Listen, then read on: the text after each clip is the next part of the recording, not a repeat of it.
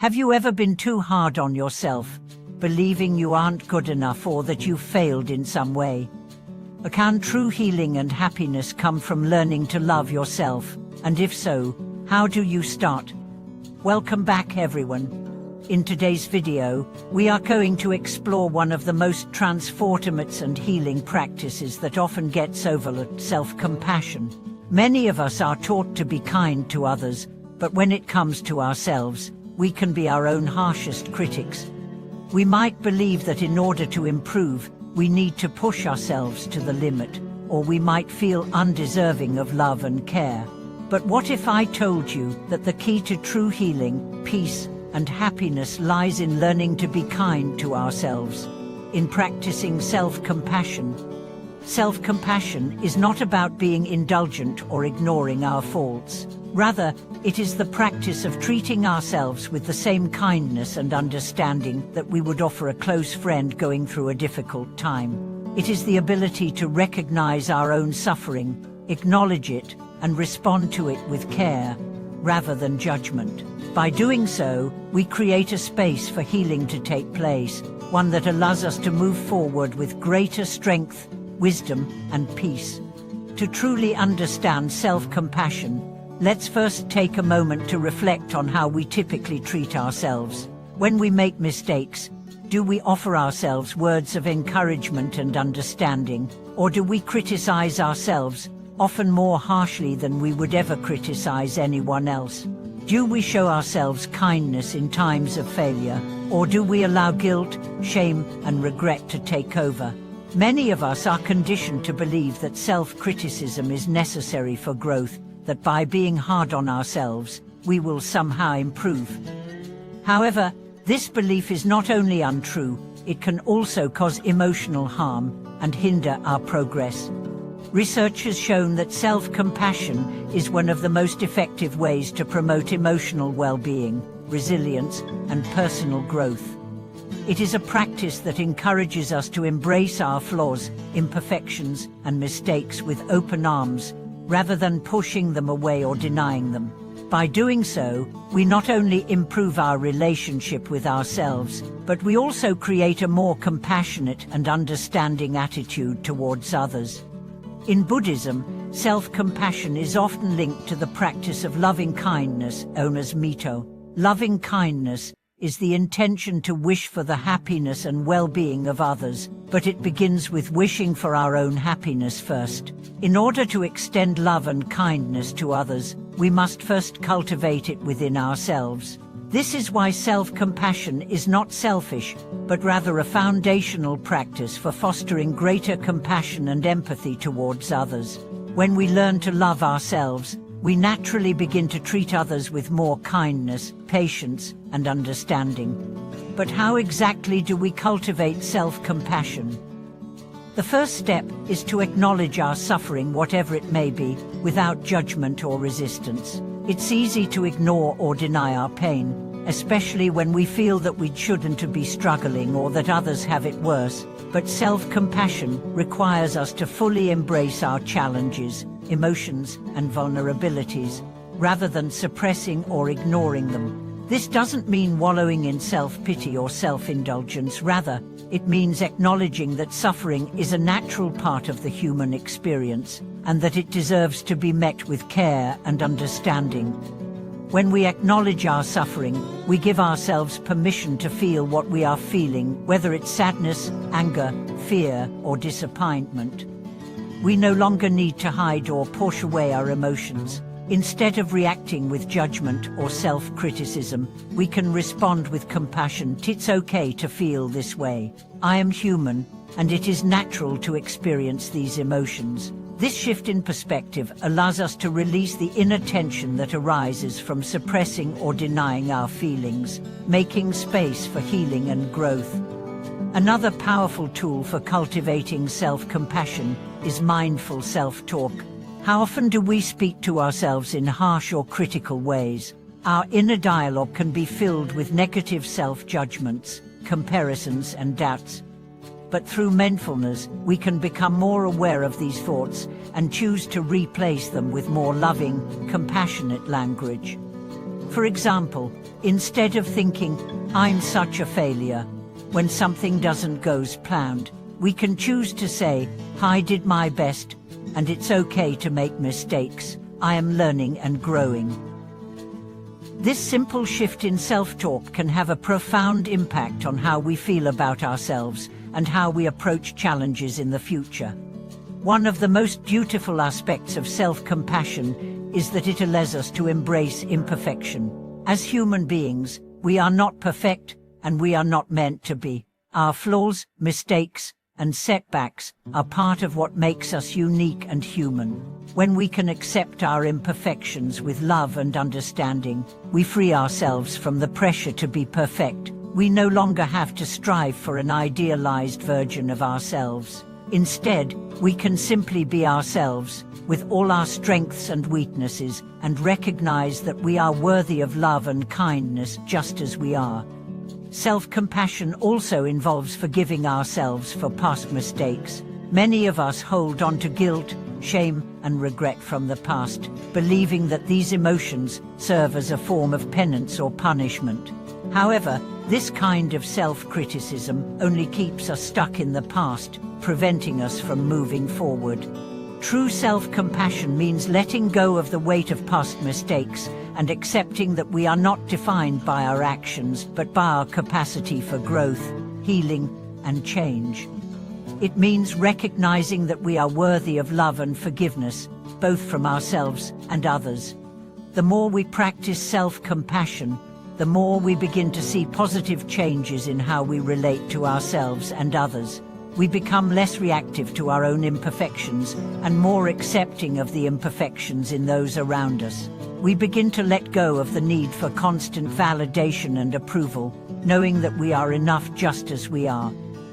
This newfound self-acceptance allows us to experience life with a greater sense of peace, joy, and freedom. Furthermore, self-compassion can act as a powerful antidote to stress and anxiety. When we are kind to ourselves, we create a sense of inner security and comfort, knowing that we are not alone in our struggles. This reduces the emotional burden of stress and allows us to approach life's challenges with grace and resilience. Instead of getting overwhelmed by setbacks or difficulties, we learn to approach them with curiosity and patience, knowing that we have the ability to grow and learn from every experience. As we move through life, we will inevitably face difficulties, disappointments, and failures. But with the practice of self-compassion, we can meet these challenges with kindness and understanding, rather than self-criticism or despair. We can recognize that, just like everyone else, we are doing the best we can, and that is enough. So, how can you begin to cultivate self-compassion in your life? Start by being gentle with yourself.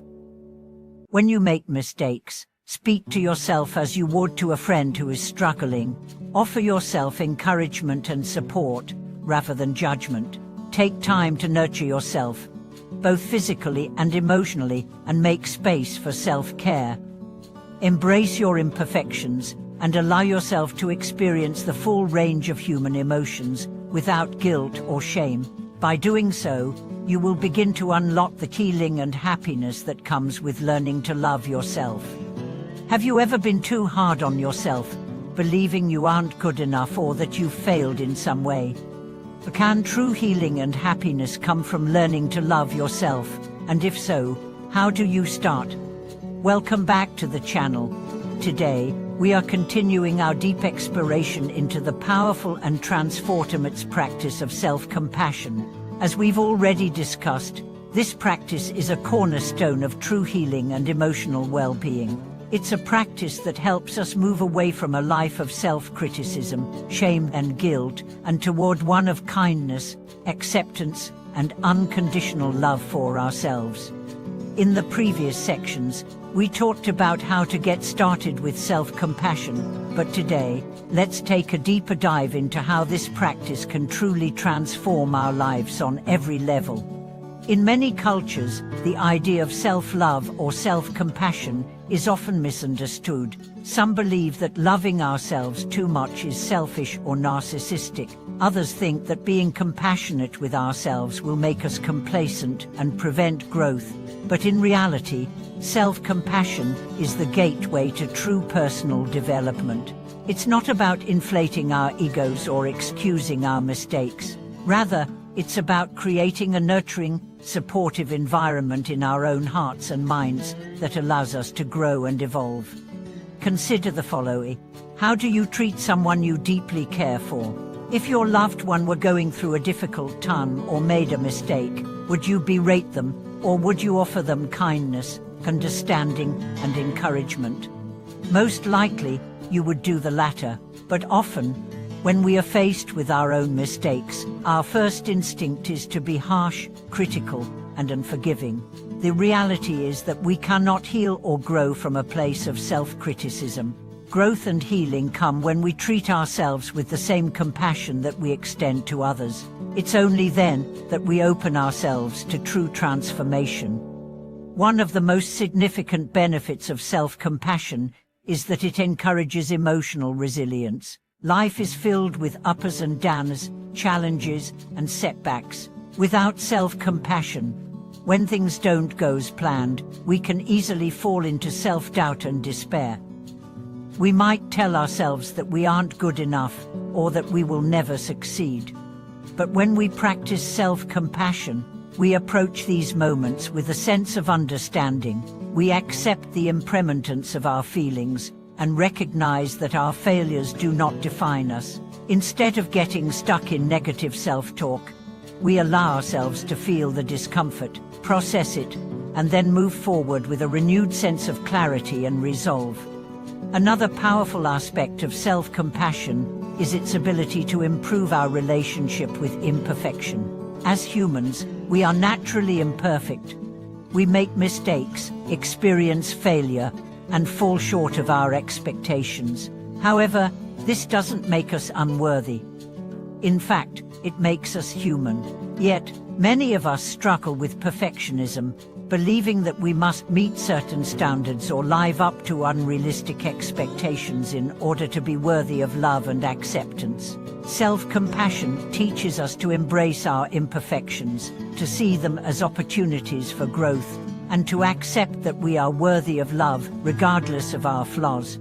Think about how often you compare yourself to others. You might see someone else's success, their seemingly perfect life, and feel inadequate.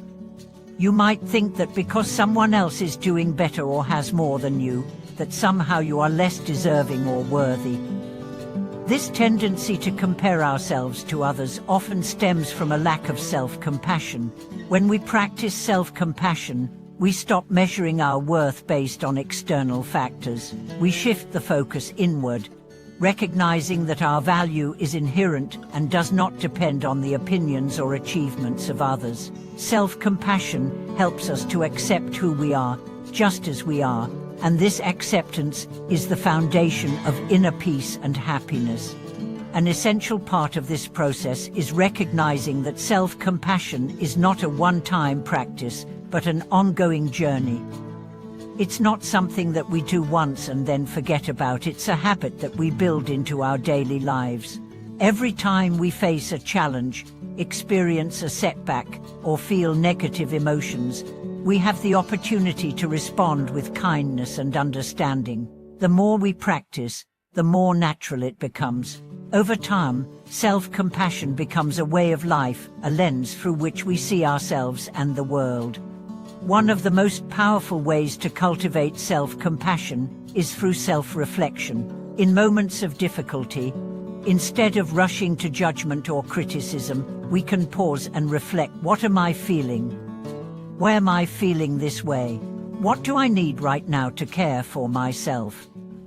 Self-reflection allows us to connect to our inner selves and understand the root causes of our emotions. This practice helps us to see that our feelings are valid and that they are a natural part of the human experience.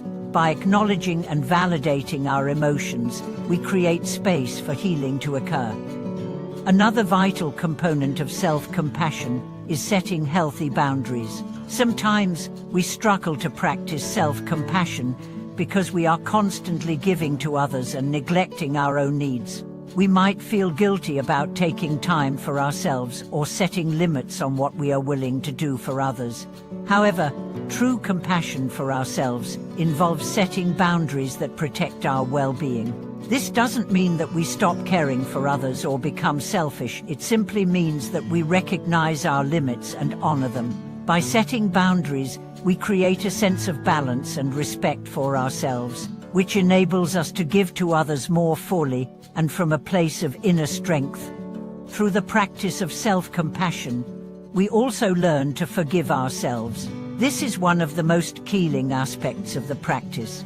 Many of us carry around guilt, shame, or regret over past actions. We might believe that we are not worthy of forgiveness because of our mistakes, but self-compassion teaches us that we are human, and we all make mistakes. Forgiving ourselves is not about excusing our behavior, but about accepting that we are capable of learning and growing. When we forgive ourselves, we release the emotional burden that keeps us stuck in the past, and we create the freedom to move forward with greater wisdom and peace. In addition to all of this, self-compassion fosters gratitude both for ourselves and for life. When we learn to treat ourselves with kindness, we begin to notice the small blessings that we may have previously overlooked. We become more appreciative of the simple joys of life, the warmth of a hug, the beauty of a sunrise, or the comfort of a good meal. Gratitude, like self-compassion, has the power to shift our perspective, helping us see the abundance that exists all around us, even in the most challenging times. So, how do you start cultivating self-compassion in your own life? Begin by tuning into your inner dialogue. Notice how you talk to yourself, especially when you face challenges or setbacks. Instead of criticizing or blaming yourself, try offering kind words and encouragement. Practice self-care regularly and allow yourself to rest and recharge without guilt. Reflect on your emotions and give yourself permission to feel whatever rises, without judgment. And most importantly, forgive yourself for past mistakes, knowing that you are worthy of love, compassion, and happiness, no matter what. Thank you for watching this video. I hope today's exploration of self-compassion has inspired you to begin or continue your journey of healing and self-love. If you found this video helpful, please share your thoughts and experiences in the comments below. Don't forget to subscribe, like, and hit the bell so you can stay connected with us as we continue to explore the path to true happiness and inner peace. Thank you for watching this video, and may you continue to cultivate self-compassion, love, and joy in every part of your life.